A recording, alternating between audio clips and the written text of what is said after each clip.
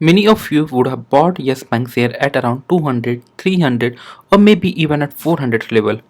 And now you are stuck here and unable to decide whether you should average now or keep holding without averaging or book loss and exit. So, today we are going to do in-depth analysis of Yesbank which will help you in your investment decision. My name is Ketan Agarwal, your investment coach. Let's start with the analysis.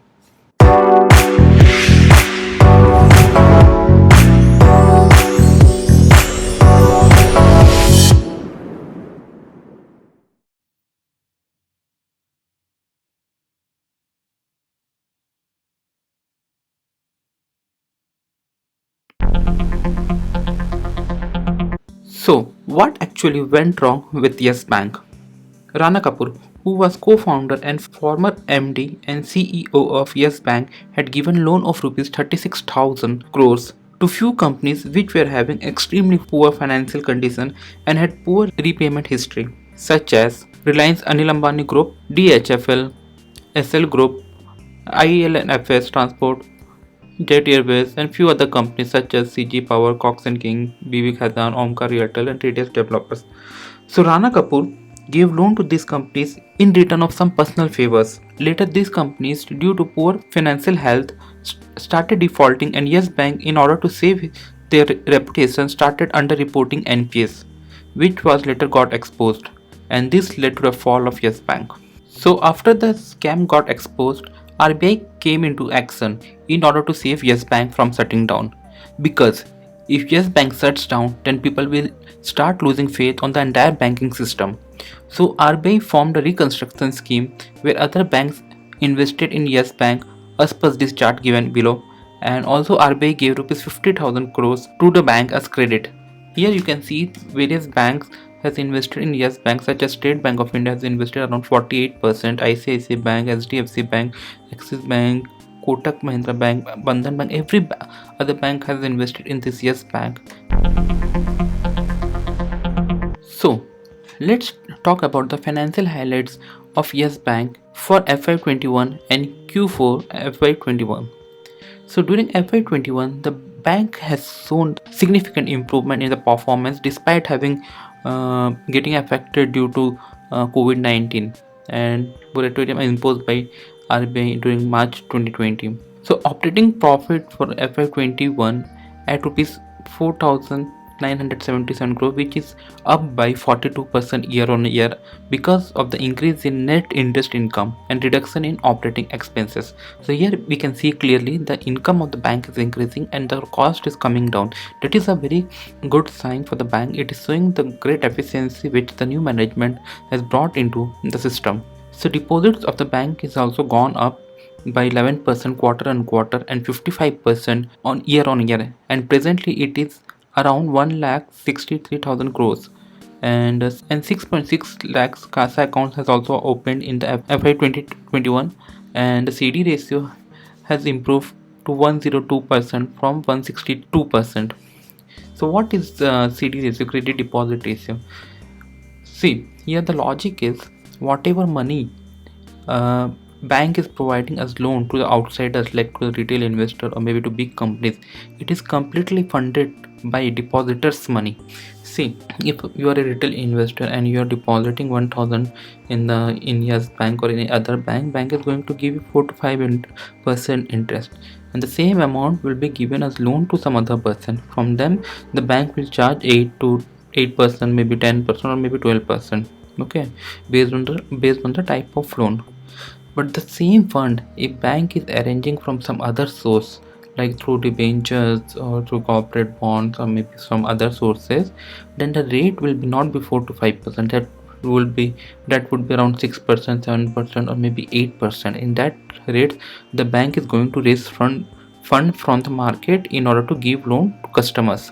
So that amount is little costly or much costlier than what they are receiving fund from the retail customers. Okay, so it is always the good idea for the bank to fund entire loan to the deposit itself. That's what bank is targeting. Bank is also collecting NPS, like whatever NPA was there, bank is trying to recover those money from the market, and in the last year FY21 alone, bank has recovered close to 5,000 crores from the market, and this is a very good sign. And in the Q4 itself, around 2,000 crores is being recovered, okay, out of 5,000 crore. Yes Bank is also continued to be leader in UPI payment, like whatever UPI payment we do through Paytm or Phone Pay or Google Pay, those transactions are handled by like 45% transaction is handled by Yes Bank. So again, that is a source of revenue for the bank. So net interest income for FY 2021 was around 7,500 crores, and it is up by 9%. Again, that is a positive sign. Retail asset has gone up by 23% year on year, and which is now touching 50,000 crores. So bank is also focusing on retail market. Key fee income has also gone up by 22% on quarter, okay, and up by 21% year on year. It is the highest ever fee collected in the last quarter. So bank is also trying to improve their loan book. Like previously what happened, bank was concentrated more on the corporate side, on the big loans, and they were not focusing on the retail segment or the MSME segment. So now the new management is trying to balance the loan book, and they want to diversify between the three sections: retail, MSME and big corporates. Okay, that's what here. And 51% should go to retail and MSME. That's what new management is telling, and this improvement can be seen by 700 basic point in the last year itself. And the bank has given around like 12,000 crore in the fourth quarter, and that been the highest till now. So bank is moving in the right direction by diversifying their loan portfolio. And the net advance total bank has given is 1,66,000 crores, close to that. And the strong momentum can be seen in retail and MSME segment. That is a good sign. And retail disbursement is at lifetime high at 7,530 crores, and MSME distribution at 4,600 crores. So bank is clearly focusing more on retail and MSME segment, which was ignored previously by the old management. And here the liquidity coverage ratio is also healthy at 122%. Standard is 80 to 100%. And capital position like CET1 is like equity share capital of the company is at comfortably at 11.2%, which should be around 5.5% of the risk asset. Like whatever risky asset the bank is having, it then the capital of the bank should be 5.5% of that risky asset. But here it is 11%, which is quite actually double than what is the requirement is. So that's again is a positive sign. Here we can see the operating expense for FY21 is at 5,792 crores, which is lowered by 14% year on year. So bank is getting more and more efficient in their operations, and cost to income ratio has also come down to 54% from 66%. So what are the short-term objectives of the bank? Let's see.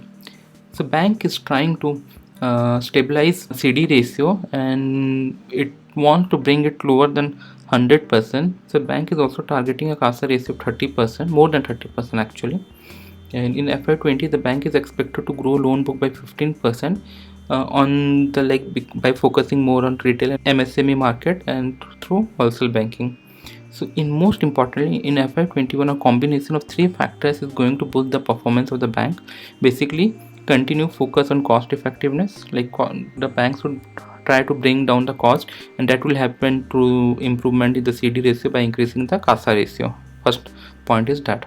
So bank is also trying to improve the profit on the back of expanding margin. Again, by improving the CASA ratio, the margin of the bank is going to improve. And third one is cash recovery of 5,000 from the previously declared as NPA. The bank is trying to recover money from that source and targeting around 5,000 crores. So again, this is going to boost the performance of the bank in the coming year. Bank is also targeting MSME retail mix of more than 60% now. Like previously it was 50, now it is 60% they're targeting through by focusing at least on 20% on the retail side and rest on the MSME side. CASA ratio of 40%, resuming growth in corporate side. Like by targeting corporate customer, bank can improve CASA ratio in the very short span of time. And return on asset also they want to improve. That is again will happen by improving profit and reducing the cost. So in the next 3 year, bank is planning to stay focused on doubling the deposit book and increase the customer base by 3x. So whatever points we saw, that you have to remember, because whenever the financial results come out, you have to match and see like whatever they have expected, whatever they have said, and it is coming true or not. If it is not, then bank is not going to perform good, because they are not able to meet their own expectation. It should be close to their expectation or maybe more than their expectation, then it is a very positive sign. For example, bank is trying to double their deposit book, but suppose in the results you see the deposit book is not increasing, or maybe it is coming down, then it is moving in completely opposite direction of the bank, what bank is expecting, and it is not going to perform because of this. No performance is happening from the management side. So that's what you have to remember, these numbers, and watch those and search for those number in the financial results. So during Q4 FY21 conference call, there was a retail investor who was present in the conference, like you and me. He was a retail investor who was invested in Yesbank, and he was very concerned about his investment, because his investment is not giving him any returns, and he's stuck with his entire money in the Yesbank. So during question and answer session, he asked question to the managing director of Yesbank and chief executive officer. Okay, so this was his exact question. So I'll just read it once. Actually, I'm holding the share, and in fact, lot of share from last 3 to 4 years. But as a retail shareholder, I'm not getting the value as of now. After the change of management, also I'm not getting the value. What can I expect going forward? Whether I should get the value or no? So here what management replied. From the bank side, we are continuously strengthening the balance sheet. A provision coverage of 79% and on the investment side is 92% provision coverage. So bank is trying to tell that we are creating provision for NPS, and from the loan side they have created 79%, on the investment side they have created 92% provision, and because of that this loss can be seen in the books of the Yesbank. Okay, so and also he said both retail deposit side and also on the loan side our operating profit have gone up by 42%. Okay, so the only issue is timing, like because they need time to perform, right? Within a 1 year, like a bank was going to shut down, and within a 1 year the bank has done exceptionally well. So the patience is the key here. That's what the bank is trying to tell. So we are continuously improving on the business front, and we continuously cleaning the balance sheet. That's what happening. Again he said the investor, that's fine, but as a retail investor I have not I have lost everything. Actually my age is 28 and I have lost everything in Yesbank, so that is why I'm worrying and I'm talking like this. So the management it said, I absolutely share your concern, but I think I would request you to see from a perspective when bank was about to close down and the kind of progress which bank has done in a period of 1 year. And that is 100% correct statement said by the managing director of the bank.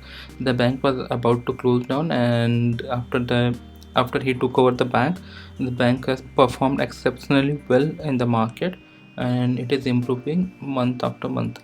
So here timing is the only issue, patience is required. So here we can see the income statement of Yesbank. You can see interest earned has fallen from compared to last quarter and also from last year. That is a little bad sign. And total expenditure of the bank has come down from last year. That is a good sign, but it has gone up in the last quarter. Let's see what is going to happen in the next quarter. So here the total profit is it minus, like it's a loss, and mostly because of the provision the bank has created, like 5,239 crore provision bank has created. Because of that, so the bank is showing extreme loss. On the revenue side, the bank is not improving from last 3 years, but after the new management has come into action, I think positive results can be seen in the coming future. Net profit is obviously down because of the provision the bank has created, but in the coming future I'm expecting good results here also. EPS will be obviously down if NPS is down, book value per share has come down drastically from 482 to 13 rupees in just 5 years. So again, because of the scam and this bank is suffering. Net interest margin improvement can be seen, little improvement in the net interest margin area, and bank is also further trying to improve this margin. And NPA of the bank has come down. If you see, gross NPA is now 15.41 compared to last year 16.8, so it's a positive sign. And there's a slight increase compared to last quarter, but that is not due to the actual increase in the NPA, but because of the shrinkage in the loan book. And the gross NPA has come down by 140 points compared to last year.